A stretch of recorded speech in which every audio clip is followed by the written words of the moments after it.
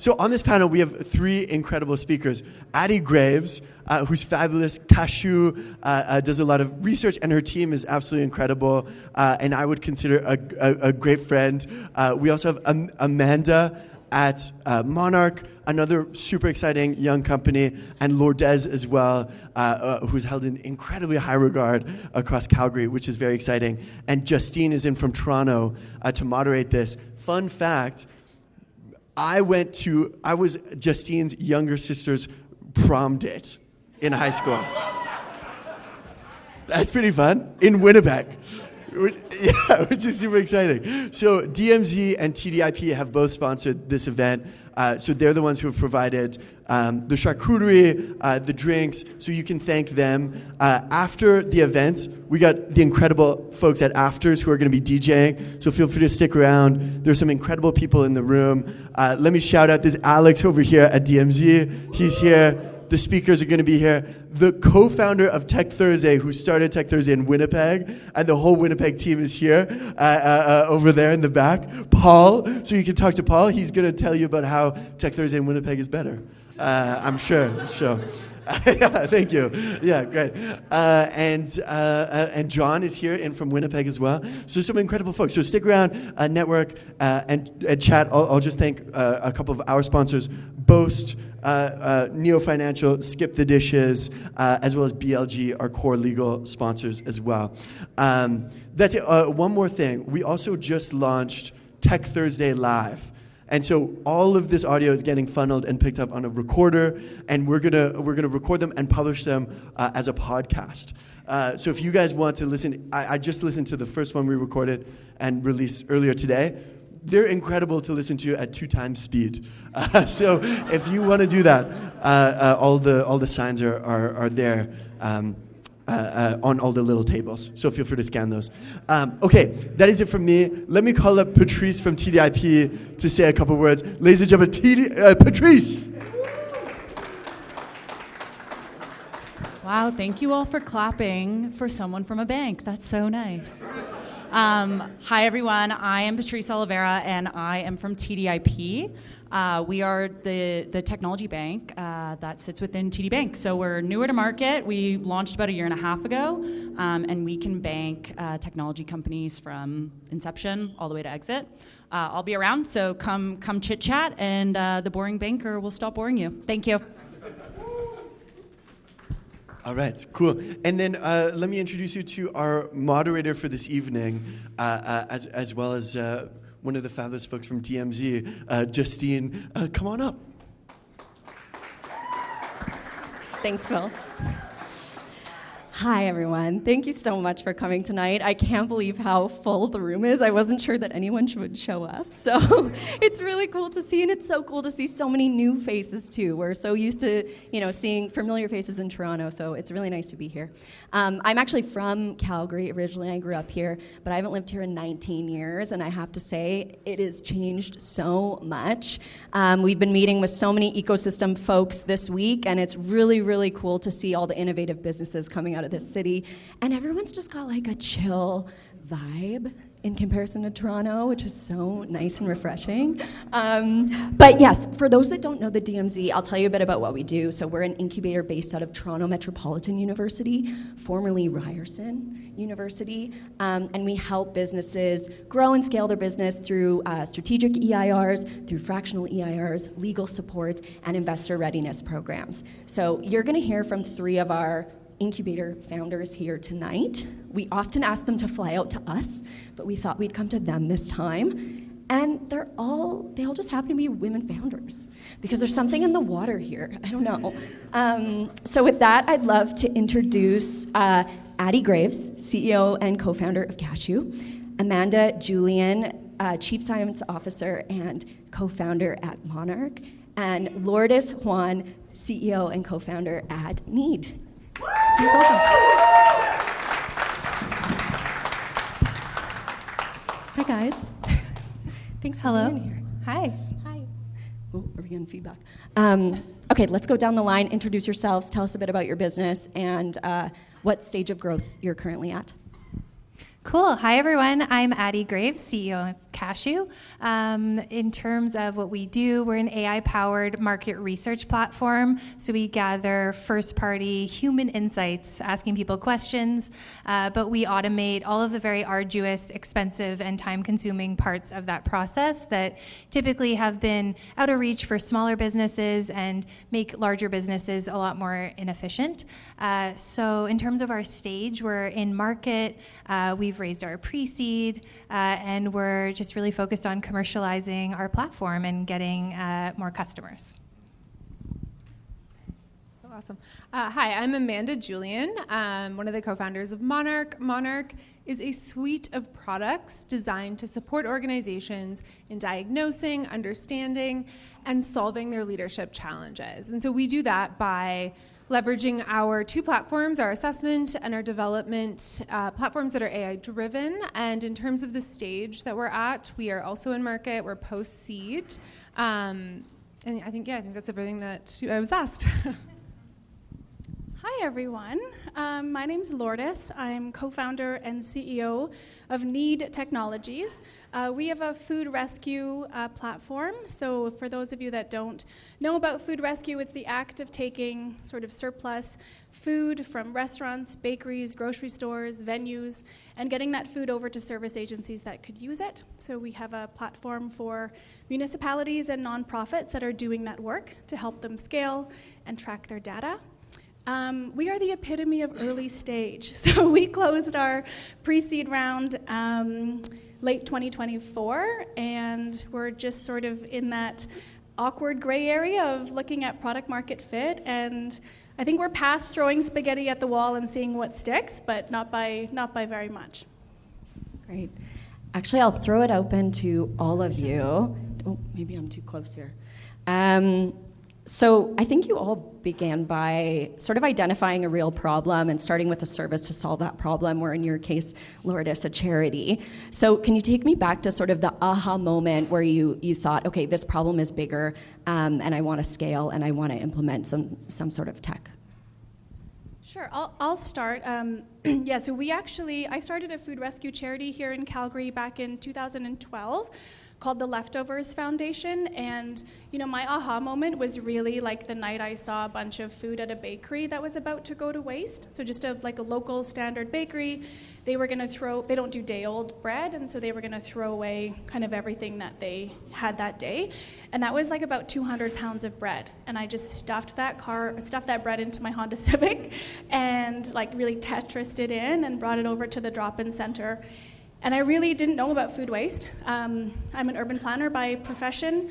I randomly own a spa, and so I think my entrepreneur brain was kind of taking off that night, and it really turned into a charity. We built the software within that charity, and my second aha moment was really there's food rescue organizations that have existed for forever. There's nonprofits and food banks that have been doing this work for forever, and they've never had custom software. They've never had anything built for them. And so we built it within the charity, and then I pulled it out and started Knead. So my co-founder and I were traditional management consultants. I have a background in organizational psychology, and we were doing really traditional episodic consulting. And so operating a boutique consulting firm, going into companies, conducting assessments for their primarily executive team, and organizational health assessments for the rest of the employees. As you can imagine, every entrepreneurial origin story starts with frustrations in some sort of environment that they're operating in, and so we just became frustrated with that model. So we felt as though we couldn't engage in a way that was really continuous, and we would have these engagements, and you'd get this sort of icky feeling at the end where it was there was this what now sort of lingering, and you just had to leave because there wasn't, a way to really engage with them in an ongoing way. And same with, working specifically with the C-suite. Of course, you can have impact in that way, but when we think about, the change makers in organizations and those that are shaping culture, it is often our middle level leaders, it's our frontline leaders, and so we weren't able to reach them in a way that was actually sustainable over time. And so in both of those situations, we just could not scale ourselves at a price point that worked for companies. And so we looked for a technical product that we could just buy and use, and that didn't exist. And so we kind of looked at each other and we were like, I guess we're going to build it. So that was the beginning of Monark. Awesome. Similar story, I guess, with Cashew. My co-founder and I, Rose and I, we both worked in market research. We actually met in our first cubicle corporate job at Ipsos. And it was during our time there that we were doing very manual work. I'm talking about PowerPoint charts that you're number checking every single number in that chart and hundreds of pages. I also did interviews in a call center, asking people questions with the survey on the computer screen, and just manually analyzing data, programming surveys, written surveys, everything.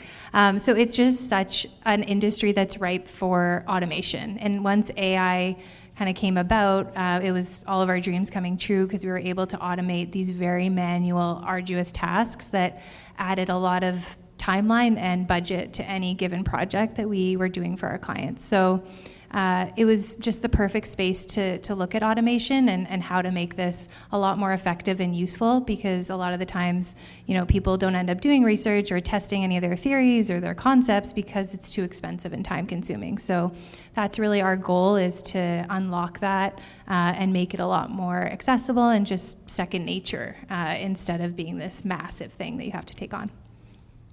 Thanks.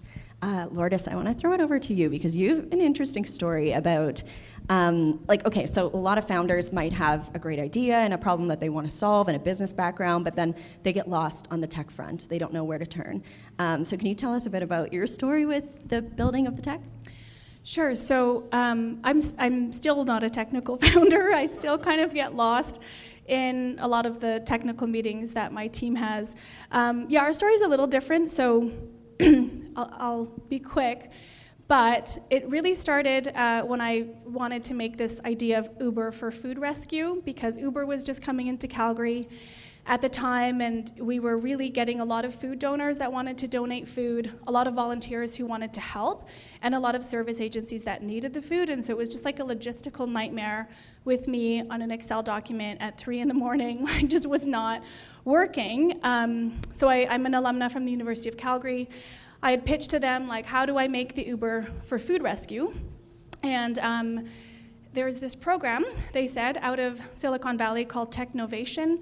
If you haven't looked it up, it's a wonderful program. They get high school girls to program apps for social good, and this kind of fell right into that category. So if there's any Bishop McNally grads here from Calgary, there was four. Is the DJ from Bishop McNally? Okay, nice. Nice. The 4 girls, the students from Bishop McNally that were 14 and 15 at the time, prototyped the app for us, at the very beginning. And their mentor at the time, who is a developer, became my co-founder. And so I've been kind of taken on this technical journey over the last little bit. And just a side story, I went to Bishop Carroll High School. I'm from Calgary. Oh, there's the Bishop Carroll grad in the back. It's self-directed study. And I really wanted to get hands-on experience when I was really young, 14 and 15. And so I worked at an architecture firm. And so it was really kind of a full circle a few years later, seeing 14 and 15-year-old girls who wanted to get into STEM, and I really wanted to encourage that. And so it was a really great experience for me, and has sort of become, the backstory of Knead today. Well, thank you. Addy and Amanda, curious, because you both have been so successful in sort of service-based businesses, and you could have really sat back and just been okay, yep, this is comfy, this is my business. But so how do you stay focused on that, but still stay focused on sort of your long-term vision of converting those customers into reoccurring revenue? Yeah, so I think the implication is that we conducted some service work and still do early on, and so how do we balance that with transitioning folks to the more productized side of the business. So I actually think it was really strategic for us to continue to offer services, to not just drop that and jump right into we're only doing, product development, and we're not going to take any of our previous clients with us. We actually purchased all of our IP from, it's a bit of a complicated thing, but the previous firm that we were sort of operating. And so for us, it was strategic, I think, in 3 ways. So the first is that it allowed us to make the product client ready before it was. So wrapping it in services, making it look a little bit more professional, a lot of manual stuff happening on the side of, this product experience as you're still building it. The second is that it allowed us to do a lot of product discovery before we built elements of the product. So, manually carrying out things, reporting, et cetera, testing things before we actually took it to dev and got them to scope it and build it.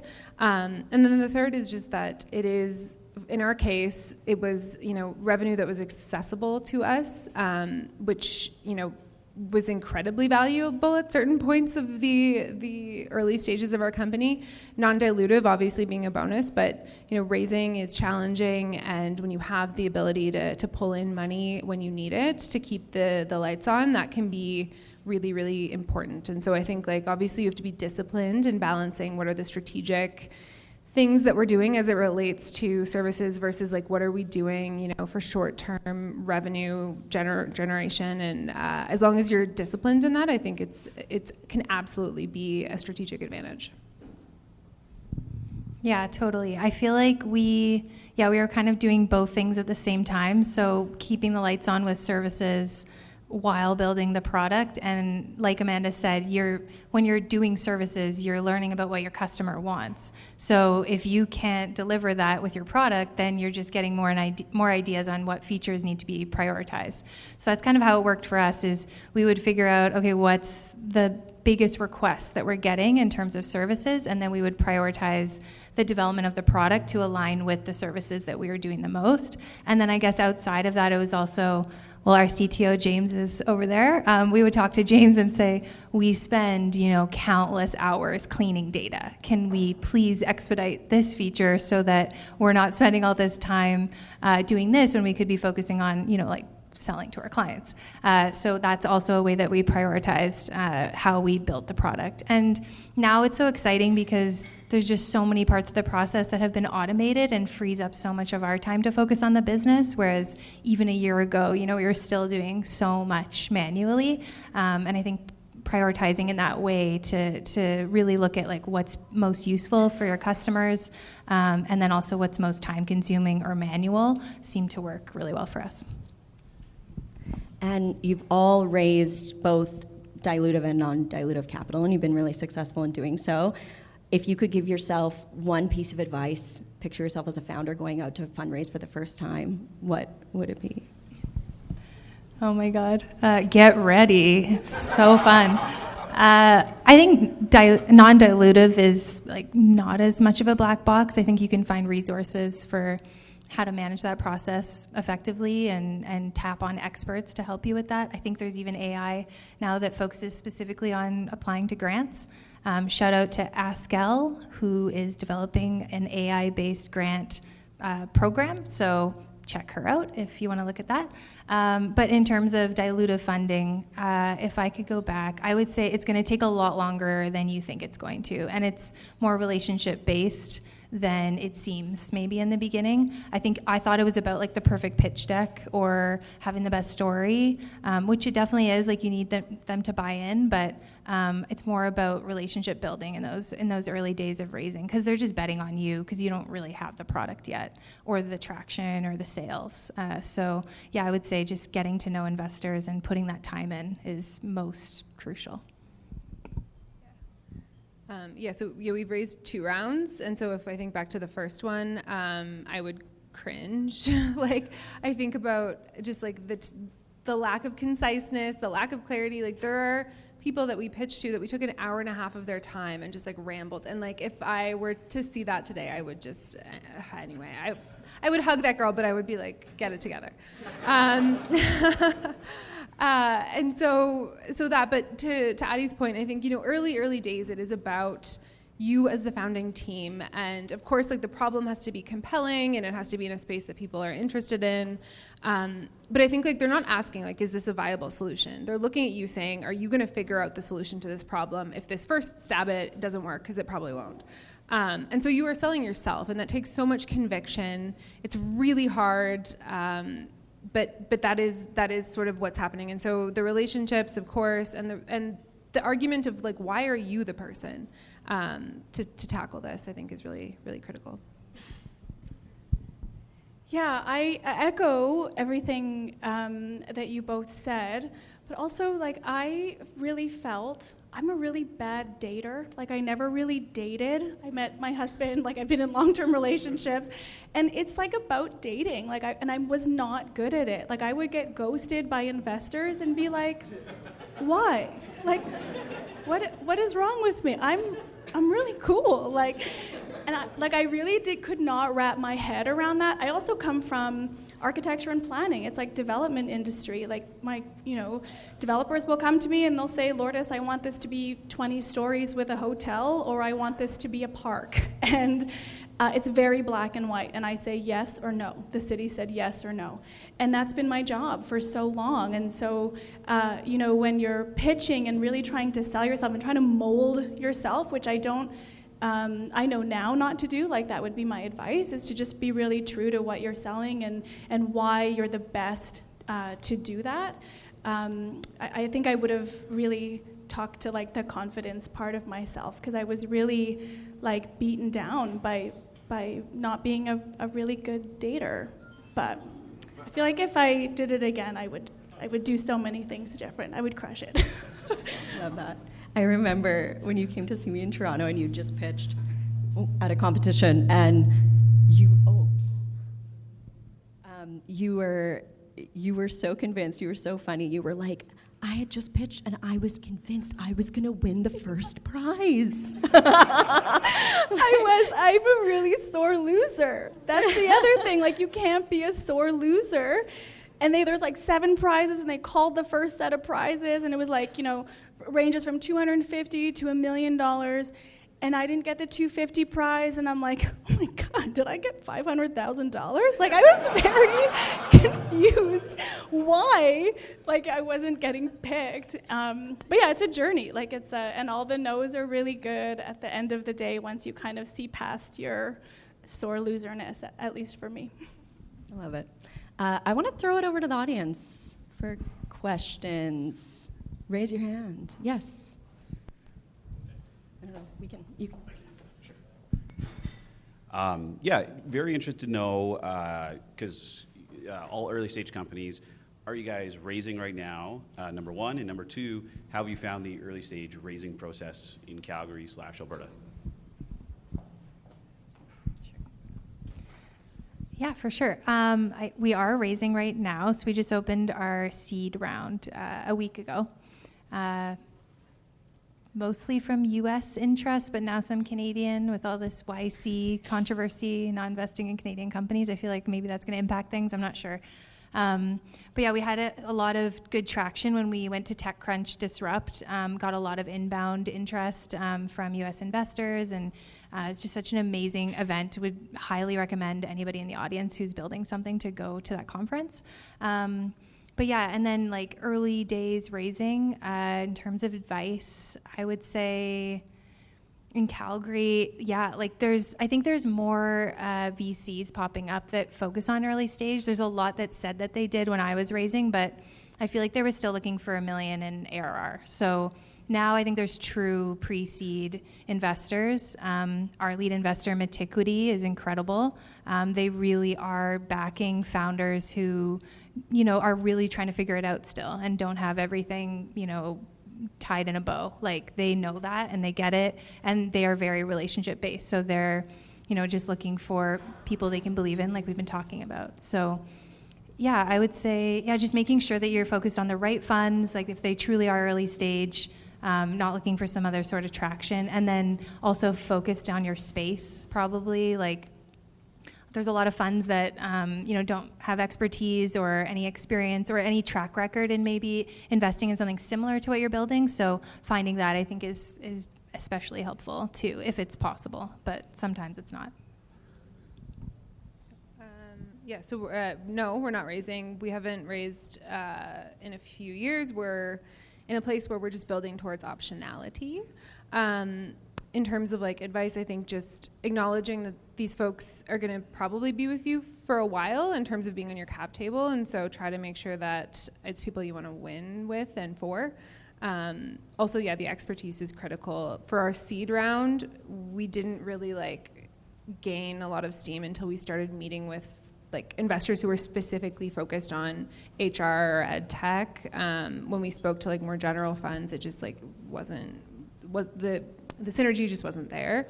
And because, you know, now those folks are on our board, it's really good that they do have that expertise and also the passion for the space. Yeah. We're also not raising right now. We might raise kind of toward the end of the year, but we have enough runway to kind of get us to where our seed round will be. Ecosystem, Alberta, Calgary. You know, I found Calgary was great for angel investors, like really sort of like pitch once, especially social impact. I feel like Calgarians are there's a lot of community care here, and they've seen the traction. This is my 6th venture that I've had, and so that was good. But we're really focused, you know, part of this dating story is we were going after everyone, and that was part of the problem, is that I didn't have alignment I have never raised before, of who we should be talking to. BDC Thrive Lab is our lead investor, and so once we kind of really found alignment with them, they're out of Toronto, everything kind of clicked into place. But there are some really good angel investors in Calgary, and there's a good social impact investor out of Edmonton called Scale Good. That's also on our cap table. Like accelerator programs, for sure. Like half of our round came together from CDL mentors. So, and I think that also speaks to the relationship piece, is they get to know you, they see that you do what you say you're gonna do, they see everything evolve, keep showing up, and it's like a built-in way for them to assess and like do due diligence. So yeah, definitely accelerators like CDL, DMZ, the best one of all. Honestly, like, and they'll intro you to investors as well, and like they've already done their due diligence on you, so it gives like that extra vote of confidence and check mark. Anyone else? I got a question. Yeah? How do you guys defend your moat? So when you're talking to technical people that are coming to you and saying AI is compressing your timelines, and I could build what you are offering in a weekend with 2 or 3 people, what do you say to those technical specters? Like that audience? Just, do you mind just repeating the question for the podcast? Oh, condense it.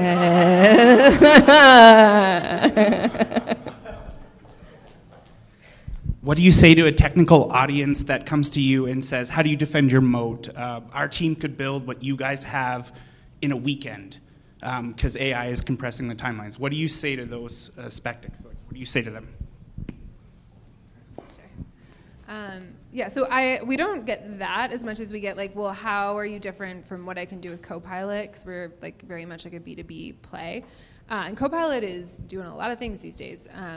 So actually for us, anyway, it's our internal benchmarking. So we're able, it's the proprietary data set that we've built. So we're able to benchmark companies against their competitors. We're building out different industry benchmarks. And so like the actual technology might not be something that couldn't be replicated, but the data set and the data like year over year that we're able to say like this is where you rank among your peers. We own that, and that's not something that can be easily replicated. So for us, that's always what we come back to as our moat. Well, I feel like I should ask James this because he built our platform. No, I think it's 3 things for us. So the first is we've worked really closely with James and our Eng team to basically teach the researcher logic that we employ to make decisions as researchers and suggestions. So it pairs with an LLM. It's not like the LLM is just working on its own. So those things come together, and then it provides all the recommendations and all the seamlessness within the platform. Maybe this is controversial, but I think design is huge. You can have a very powerful AI, LLM working in the background, but if you're not presenting it in a way that's easy to use and easy to understand what outcome you're building towards, I don't think it's going to be that valuable. So we really focus on design. It just makes the whole thing just so much more approachable and exciting, motivating to use. I think that's super important. And then thirdly, we also have our own proprietary data set. So we look at benchmarking norms, patterns, and trends across the board within our clients' teams, as well as like our overarching team. And then in addition to that, we also have a panel of users. So they have our mobile app and they participate in our studies. So that's our own asset that we build over time and grow.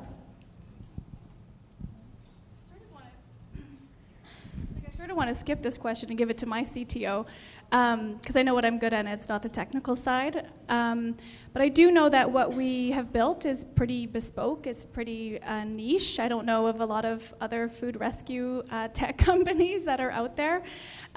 We built it very modular, and so everyone wants to do food rescue, but everyone's doing it a little bit differently. And so we've built it so that it's very proprietary to us, but then to make sure that it's very customizable. Sorry, investors, I know you hate that word.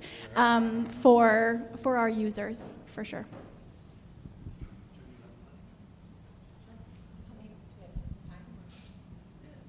Yeah, more questions. Hands up.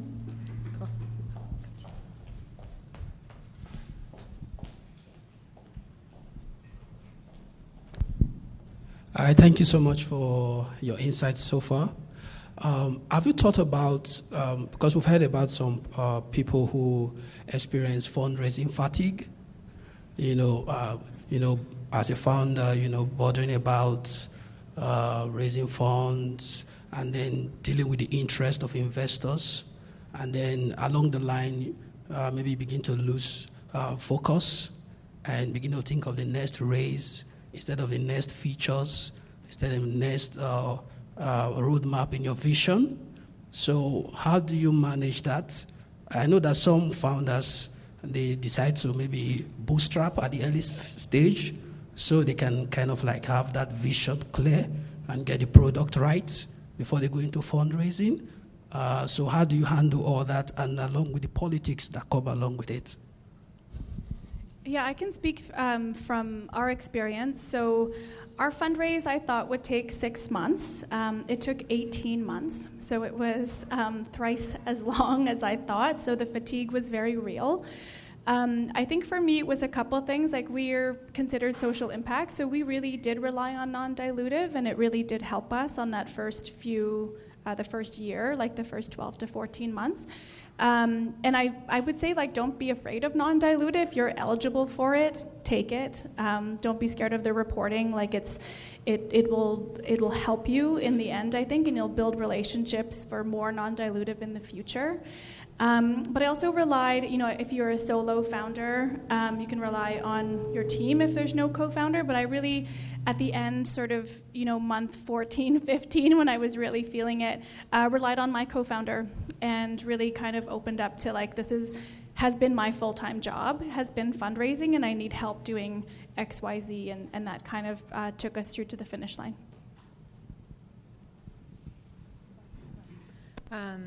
So I have a co-founder. She is the CEO, and so she actually led fundraising. Obviously, I was supportive, but it was incredibly distracting. I think it's that, in part with some other more strategic decisions, are why we've decided to sort of build and focus on revenue. I will say that there's no downside to focusing on revenue. So if you're focused on sales instead of raising and you generate a lot of revenue, well, investors are going to be really interested in you, but also you don't need them. So there's no downside to that. That's what I would say. Yeah, I think it's tough in early days because it's like a chicken and egg problem. Like, you need the funds to build the product, but and then the other way around, you need the product to raise the funds and the sales as well. So, it's really tough. It's hard to make it all work, and it's a crazy journey that is not linear at all. So I think because we had the service side, actually, like the topic of this conversation, it really carried us through because, like Amanda said, you have optionality. You're not restricted to just fundraising. And it was during that time where we did more service work, got more clients, learned more and more that, ended up impacting our fundraising because, once you've, garnered the interest of like a massive enterprise or you have more traction and volume, you're like Amanda said, you're more attractive to investors. So it kind of works hand in hand. But it is super exhausting. And you're just constantly, backing yourself up and defending your story and making sure it's clear. But yeah, it's not for the faint of heart, I guess. But I'm sure all of you can do it if you're building companies and just got to keep it together and keep going. We have time for one more question. Over there. You're making me running back and forth. Hi, thank you. I would like to learn more about, from a feature prioritization point of view, when you were building a MVP versus how did you filter the signal versus noise, like which features to prioritize on the MVP side, and then, when you had something with one or two customers, then how did you prioritize those features when there was a lot of noise as well? Yeah, great question. I can start and then... so with our MVP, like our internal phrase was always close the loop. So we were just very focused on trying to close the loop in the research process, which is getting to an end result, which is the data, I guess, collected from a survey for us. But there's a lot of pieces in the middle that get you to that outcome. So that was always our goal with MVP. And it was like, if this thing doesn't impact closing the loop and getting to that final outcome, we can't prioritize it. Once we finished that MVP or the closing of the loop, then we could focus on making each of the steps in the process a lot better. And like I said, anything that was super time consuming, that we were wasting a lot of time on, those were the features that ended up being prioritized. Versus like quality of life improvements or something that looks really flashy. It was more about efficacy, I guess. I think because we were industry experts, it helped us just in terms of understanding what are like the user stories, like what are we hoping to achieve, also like how can we automate certain parts, but also how can we augment certain parts. And we definitely made mistakes. Like we talked a little bit about like none of us are technical co-founders and none of us have anyone technical on our founding teams. And so, in that case, like you are learning all about feature scoping, feature prioritization. You're learning how to manage a technical team. And so there was a lot of learning and a lot of missteps, but I think for us, like we just relied on the conviction around like what we set out to originally build and sort of building the vision at first and then listening to early users and getting it in front of people as soon as you possibly can. That was also a switch that we had to make. Like as consultants, you give someone a very polished final product. It doesn't have spelling mistakes. It works perfectly. That's not the approach with tech. Like you get something that is almost borderline embarrassing in front of people as soon as you can and then get them to tell you what's wrong with it or what they wish they had. I mean, most people kind of understand agile, workflow. And so you start out by building the vision. Hopefully you have a little bit of understanding of the industry and what people want and what's broken already. And then from there, it's just about like tweaking a lot. Yeah, really similar, except what we did is we brought on a cohort of paid pilots and really used them as like our testing ground. We were a bit lucky in that like the Leftovers Foundation still uses our software and they were not afraid to give us feedback. And so we really used customer feedback at the very beginning to help build out that product roadmap and then help decide what features were more important than others. But it was also about like getting down to the why of like, okay, you want that feature, why do you want that feature? Like what is frustrating you about what you're doing in your operations? Because maybe it's not the feature that's the problem or whatever it is.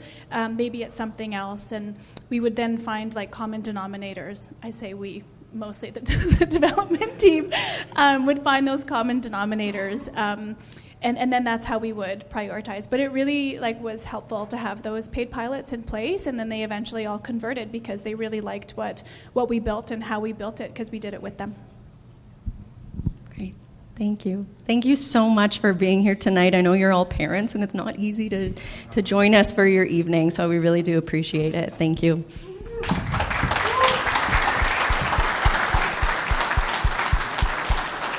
I just have one more thing I want to tell you about before I hand it back over to Phil, which is we have a really cool event coming up in March at the DMZ called the Women Innovation Summit. If you are a women founder or know an amazing women founder, please let them know. We have a QR code you can scan here.